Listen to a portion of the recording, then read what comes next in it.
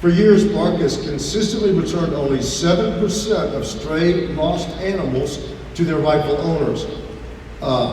Conversely, some no-kill communities are able to return upwards of 60% of animals to their owners who want them back.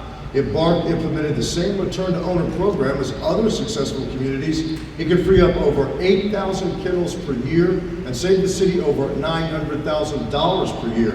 If elected or re-elected to Houston City Council, would you support an internal review and, if necessary, a restructuring of Bark's return-to-owner program? Well, as a fiscal conservative, saving money means a lot to me. So absolutely. As a matter of fact, I have spent a lot of time researching what Bark has done, and I was really surprised on the inefficiencies of what the program does.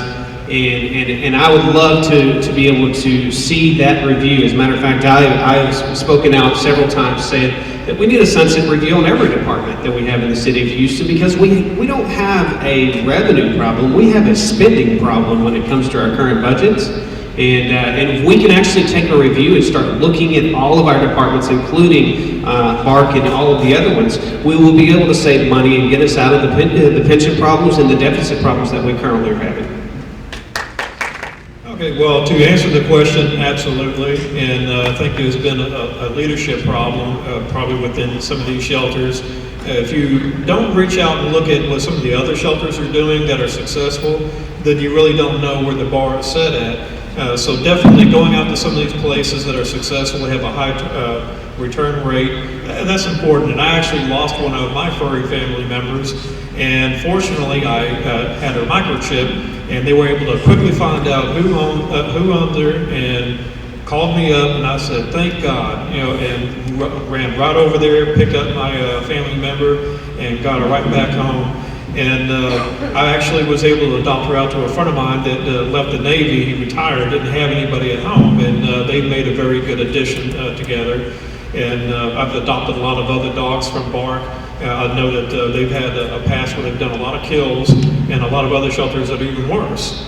So I try to get out there, adopt them. If I can't keep them all, definitely try to find another home for them and foster them until then. But you definitely got to get out and see where it's been successful in the past. Use it as a gauge of what we can do going forward here in the future. So we got to do that, definitely. Well, many of you recall in 2013 I ran for City Council then, and if you remember my message, it was about saving the taxpayer money.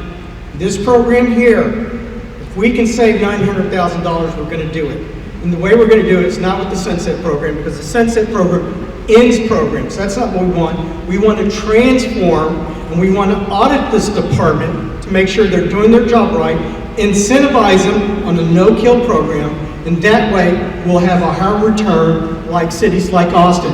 That should be our goal. Now, my friends, we can't do this overnight, but we got to start now. That's the problem. We haven't started.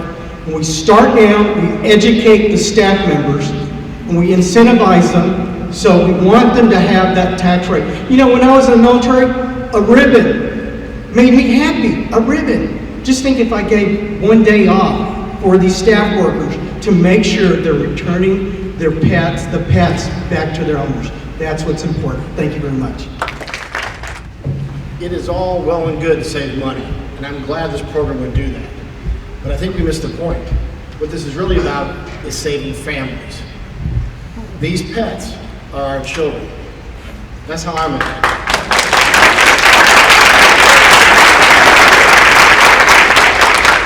So if we can save the money, wonderful. But if we can save 61% of the families and keep them together, so much the better.